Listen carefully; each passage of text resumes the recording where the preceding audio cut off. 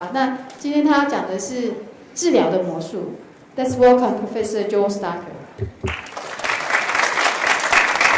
Thank you. As Dr. Wong said, my name is Joel Stocker. You can call me Joel. And today's topic, we're going to talk about magic and healing. And is your English pretty good? I hope that you can follow me fine. If you have any questions, as Dr. Wong said, Chinese or English, both are okay. I understand some Chinese. Japanese is also okay. Okay? All right. Now, when we think of magic, in many ways, I think we can see it as being defined as being the opposite of science. Right? What is, or you could say it the other way around, what is science? It is not magic.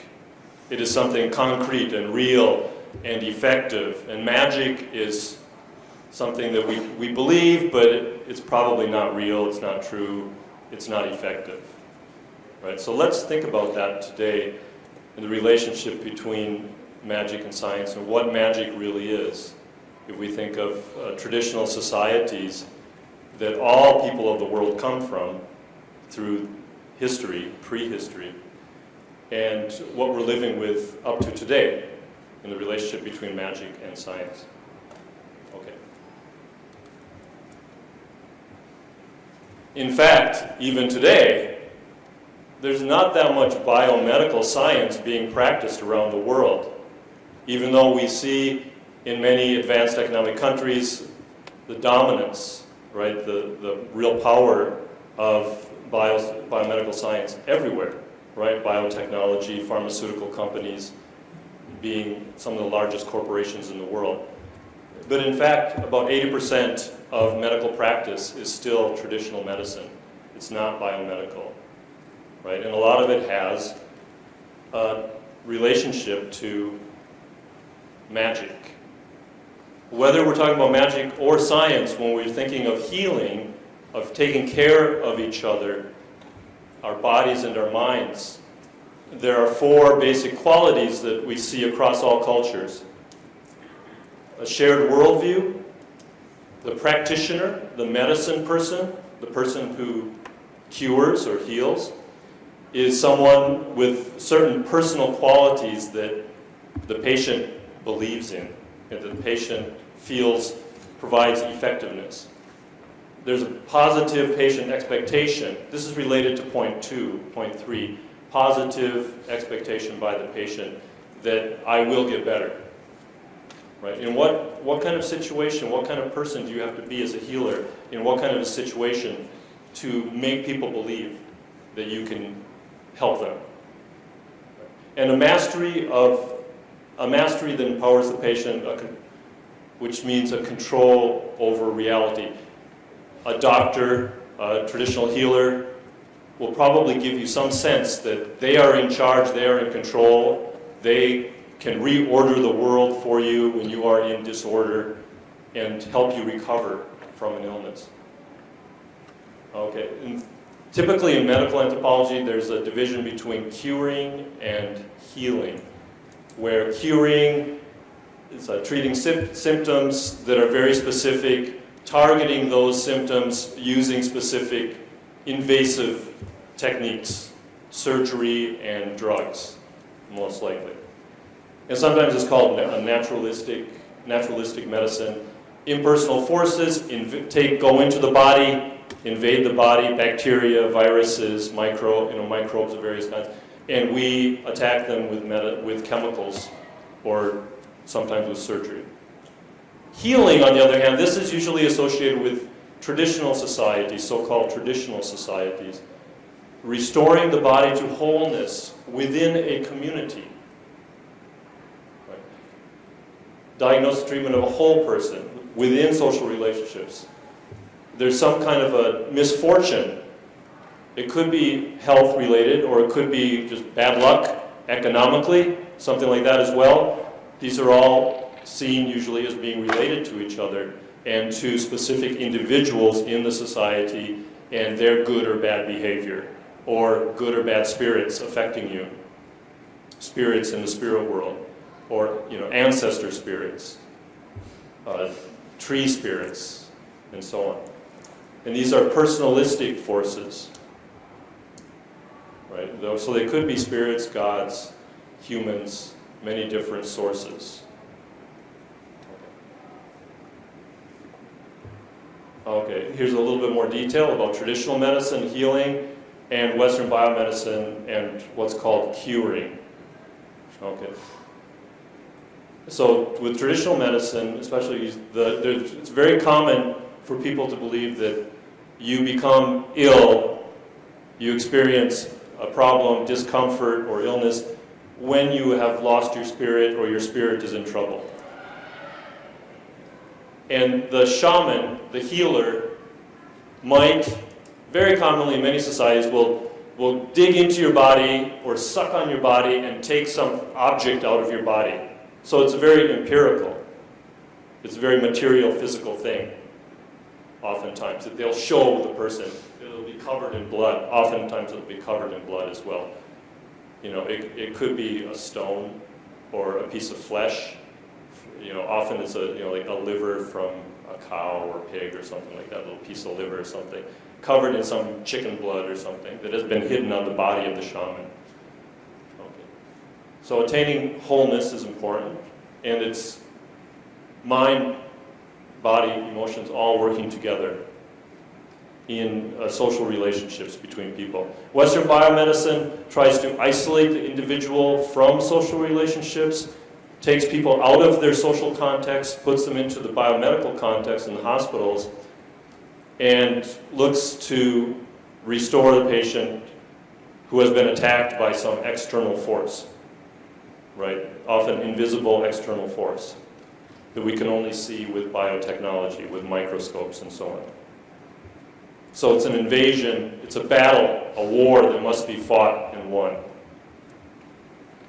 Okay, so looking at curing and healing, can we see a division between magic, irrational thinking, science, rational thinking, the groups, superstitions versus individuals, scientists, for example, rational individuals observing the truth of nature, faith versus fact, spiritual versus biological wellness?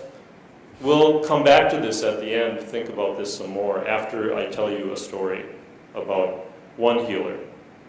Okay, so is this a false division between these two, or is it more complicated than that? Okay, so magic. What is magic? Magic is basically anything that can explain why someone has gotten sick and how they will be healed and whether they have been returned to well-being, to wellness or not. And it deals with any kind of misfortune, including health problems.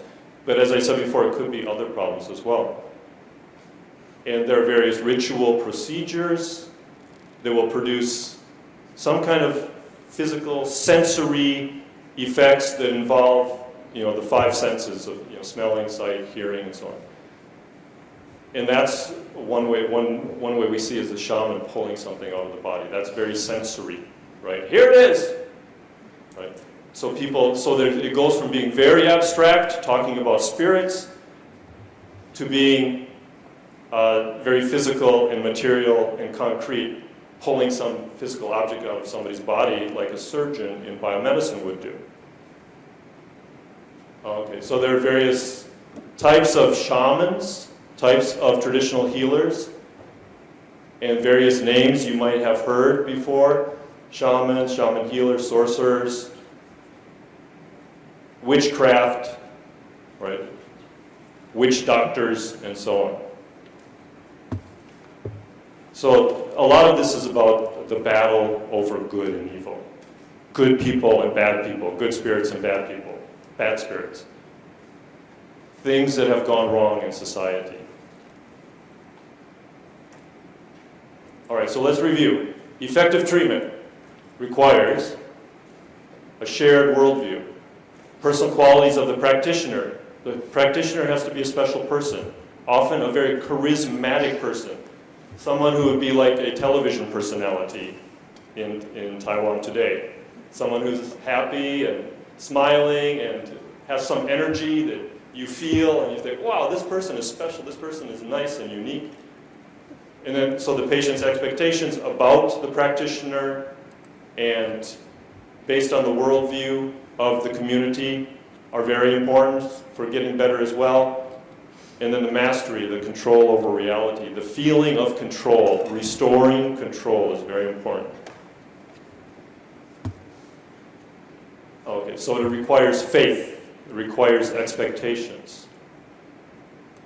The patient or victim has to believe in the shaman believes in his or her own effectiveness, the community supports these views. So is there any room, if we're talking about shared views, shared values being very important, what is the role of the individual and individual belief? How much room is there for agency, for individual agency, for people to think their own thoughts and to change culture and to be skeptical, to not believe? And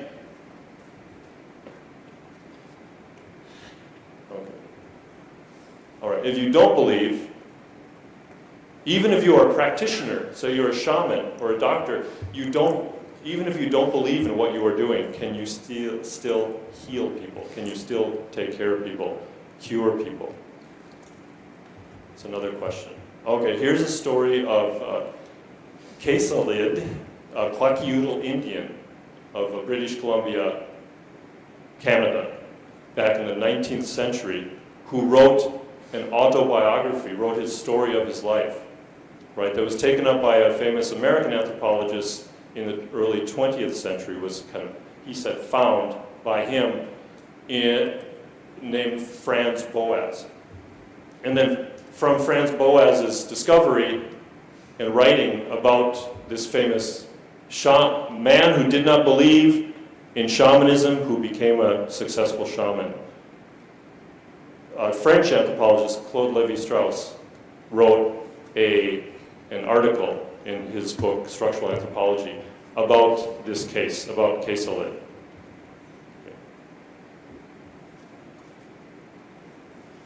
Okay, so he didn't believe this person named Kesalid, a man, right, living among the Kwakiutl Indians of the northwest coast of North America. He was very skeptical. He thought that these people, these shamans who were healers, were like magicians. Right? They didn't really heal. They just did tricks on people to get benefits from those people, free food or objects of various kinds, to be seen as a successful person, a powerful person. So he was watching the group of Kwakiutl shamans in his community, and he told them that he was going to watch them closely and see if they really are doing something real, really helping people, curing people, or if they were just doing tricks like a magician, right? And so what did they do? What did the shamans do? They asked Kesalid to join them and to become an apprentice, a student of shamanism himself. He had a 4-year apprenticeship with no pay. And he learned various things, including the tricks. He learned the tricks. So very similar to an anthropologist doing field work, going out into a community to study them, living with them for a long time. Kesalid learned about the hidden side of shamanism, the things that shamans don't show other people. Okay, so he learned many different things, how to hide things and reveal things, simulate, to pretend, to faint, to fall down and faint, to lose consciousness, from the force or power of a god or spirit, to sing the sacred songs, to make people throw up, right, to deliver babies, and to rely on dreams and interpret other people's dreams, which he calls spying, listening to people's gossip. but it's called interpreting dreams. And learning how to hide feathers in his mouth and spit them up with blood from an animal to show that this is what was harming you, madam or sir. Now you are well. So he obviously sees it, the way he describes these things, he sees this as being fake, right? So his first patient, when he is still an apprentice, he's still a student, this is in his first year, right? He is called by the family of a sick person. The sick person has dreamed that Kesalid is his healer. This is my man. This is the person who's going to cure me or heal me. And he becomes successfully healed after the feathers and blood are pulled out of the man by Kesalid. He uses this technique and the person gets better. And Kesalid believes that it is because the patient believed strongly in his dream that he would be his healer. This is why the person was cured. It's belief. It's belief. And Kesalid, even as an apprentice, he begins to grow in his reputation. He begins to become a powerful shaman himself. People start believing in him.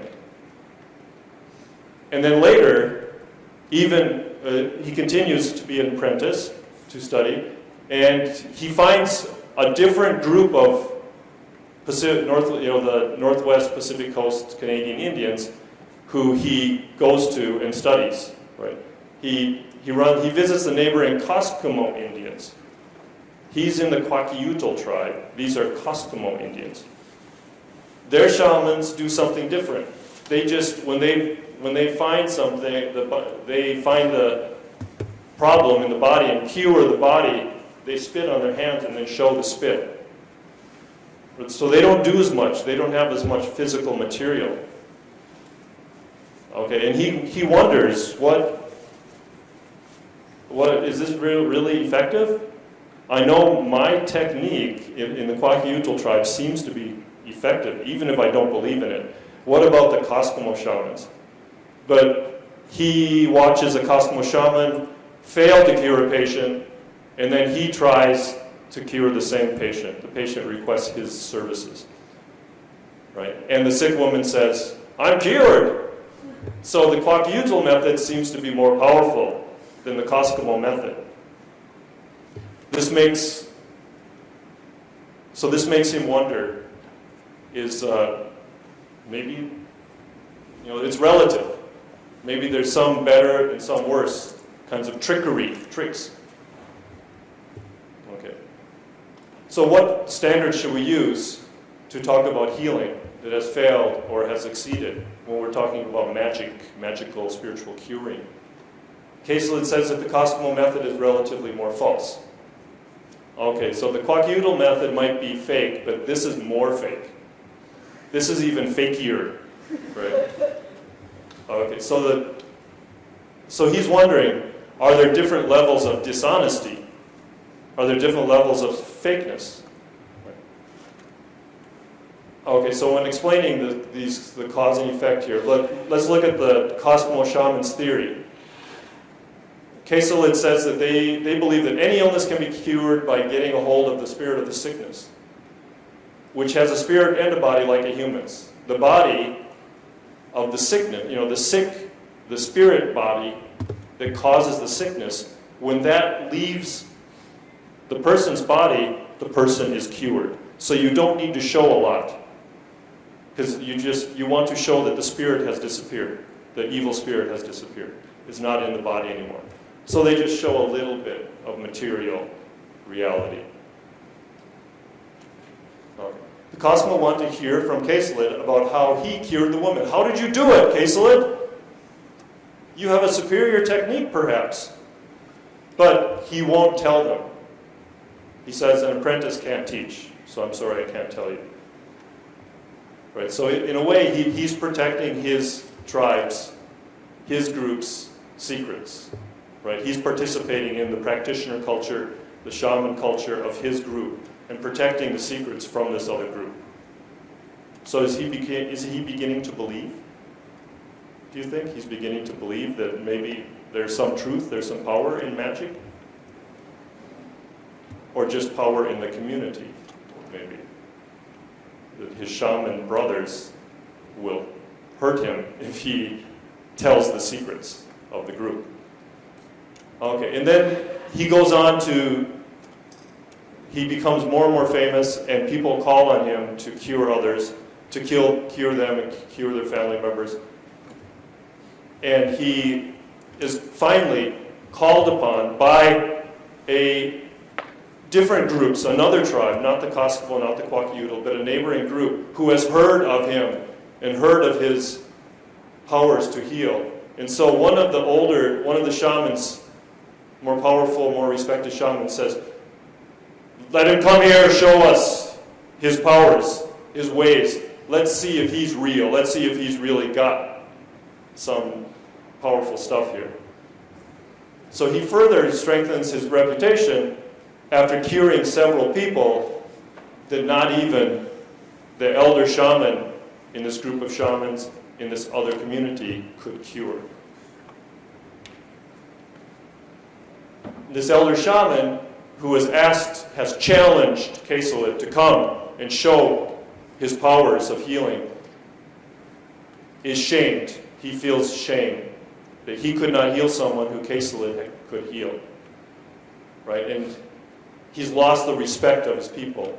And he asks Keselit, again, the other community's people ask, how did you do it? Right? Why are you such a great healer? And again, he does not explain. He keeps the secrets of his tribe. Okay. And the man, this man does confess to Keselit. Keselit says in his autobiography, I was greedy. I only wanted what those patients had, those sick people. At least I called them sick people. I did something to them because I wanted to get something from them. Possessions, respect, and so on. And then later he goes mad and dies. Right? So it's a sad story. Okay, there's something in medical anthropology called the explanatory model. This is how people explain what is wrong with them and how they should be treated, their expectations about how they should be treated, and for measuring, a standard of, am I now well or not well? Right? And these are called explanatory models. The idea being that every group, every individual has a different way of looking at the whole process of discovering what's wrong, diagnosis, treatment, and becoming well again. Okay. So Keselit the shaman's EM, his explanatory model. Keselit has seen only one shaman who he believes can cure people, and this is someone who sucks the evil spirit or source of harm out of the person's body. He does not allow those who are made well to pay him, and I've never seen him laugh. So his definition, his explanation is that this person is effective because he's a serious man who doesn't laugh about things and doesn't take any money. So there's no greed involved. So the person has a pure heart, is an honest person, and probably is really helping people. Right? But it's not revealed here how much does he really believe that the sucking part, sucking the source of the harm out of the body is real or not. Is it more an honest attitude or just sucking out of the body? Okay. The old shaman's view. The shaman from the other tribe was convinced that pathological conditions have a cause which can be discovered, and that a system of interpretation involving personal inventiveness. Okay, this sounds a lot like something that Levi-Strauss, the anthropologist, is putting onto this person, right? Was the shaman really thinking about pathological conditions, system of interpretation? These are the words of the anthropologist becoming the voice of this old shaman man. So we might want to be a little skeptical about this view, but the basic idea is that there are bad things that happen to people, And you need to create a story about what has happened to the person to convince the believer, the person you want to believe in you, that something has harmed them, this is what has harmed them, and this is how I'm going to cure you. They have to believe in the story to be cured. Public participants, explanatory model, the people, the family and other people in the community around the healer. When they believe the shaman has successfully extracted the harmful substance or spirit from a sufferer, the participants, the public participants, in the cure experience, show an enthusiasm that's both intellectual and emotional, right? With their hearts and their minds, they're believing. When they are satisfied, right? In the healer has been powerful, has done his or her job, then that's the end of it, right? Then someone has been healed, that is well-being. Patience, patient explanatory model. The sick person may or may not experience improvement. He or she will generally follow what the group believes. We can assume that it's a little bit more complicated than this, but this is from a short article by Levi-Strauss. The basic idea, though, is that there are different points of view depending on where you are in the healing circumstance or situation. And Claude Levi-Strauss's view, the anthropologist explanatory model or view, in a society where many people experience insecurity, psychosomatic problems are common and shamanism is useful. So this unites society, biology, and psychology in the anthropologist view of why people do what they do in relation to healing. Okay. So he says that there may be some practical effect of shamanistic practice, but the individual sick person is not really important. That's not the important part of the story of healing. It's the least important part of the system of healing. Okay. So he concludes that Caselid, why did he become a successful shaman? Why was his model of healing successful? Is because he could cure his patients who believed in him. Right? The patients could believe in him. It wasn't because he was a great shaman. He became a great shaman by healing. It was because he cured his patients because he had become a great shaman. So it was his reputation, it was the community's belief in him that helped him heal people. So the other shaman, that old shaman who eventually died, he had lost the faith of the people and therefore could not be a good healer anymore, according to Levi-Strauss's view. Okay, so returning to the larger question, is there really such a big difference between magic and science as modern people seem to believe oftentimes, especially biomedical doctors and supporters of biomedicine? And how variable are different kinds of notions of well-being?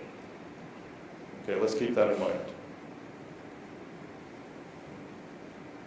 Okay, so according to Levi-Strauss, the basic human condition is cognitive and symbolic and linguistic, right? He's looking at how the storytelling of the shaman and the symbology, right, the using the feathers and blood and all of that is effective at a physical body level, at a mental and psychological level, and at a social level as well, through the use of language and performance. And the reason why is because there are always going to be big unknowns about the world, things we can't deal with, things we can't understand, things we can't comprehend. And so we always need a little bit of magic, a little bit of belief. So what does this imply? What does this tell us about science as well? Does this give us some perspective on science as well? Is there a little magic in science?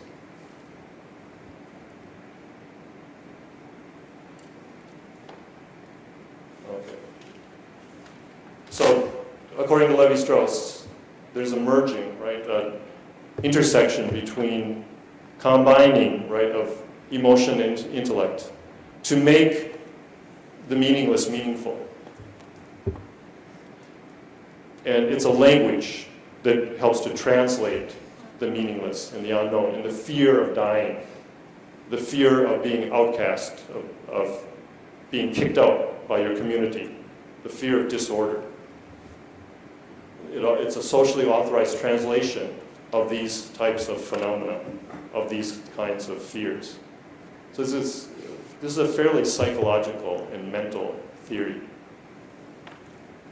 All right, now I want to spend the last about 13 minutes in small group discussion. If we have time at the end, I'll go around and talk to you.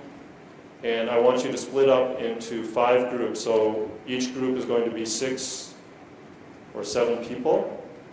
And I will assign you by area one of these questions. And then I want you to come up with some answers to these questions. Okay? And based on your personal experience and based on what I just talked about right now. Okay, so the first one, and there's some review questions that you can ponder, that you can think about later as well in your own time, afterwards. But the first one is about well-being. Are ideas of well-being different in every culture? Individually and in groups? Experiences of well-being, of what is considered good and healthy, successful, and so on. Number 2,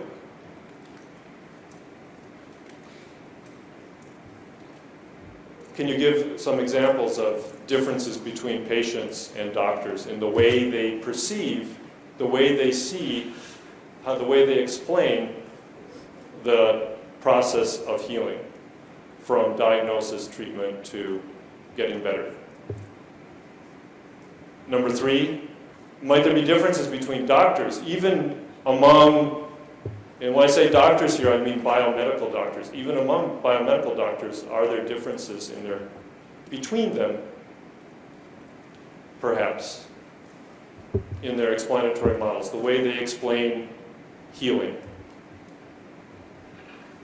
Number 4, or is medicine so specialized that patients, medical professionals, and the public must all be believers in the magic of healing? Within the biomedical context, doctors healing, is there so much specialization within biomedicine that between doctors, between different specializations, between the public and doctors, patients and doctors, is there any kind of clear division? Do you see divisions? Do you see big differences in the way that they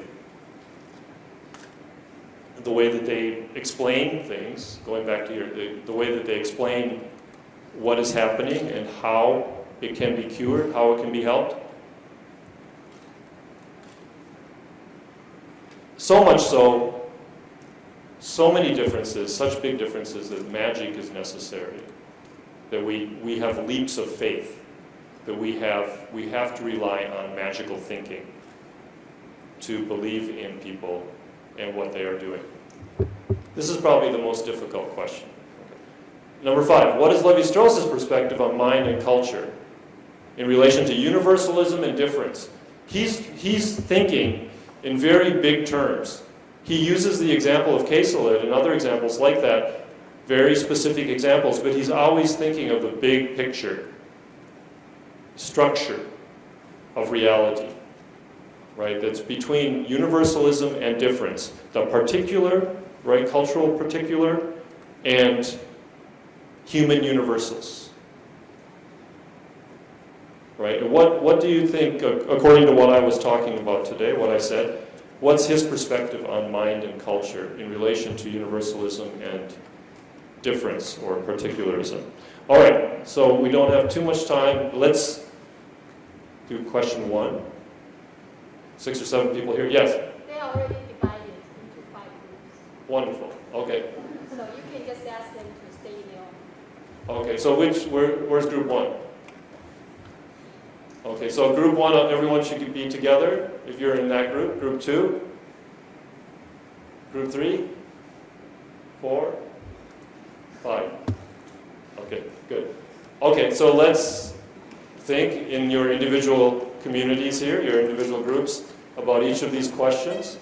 See if we can come up with some answers. Okay, and then if we have time, we'll report them to the larger group later.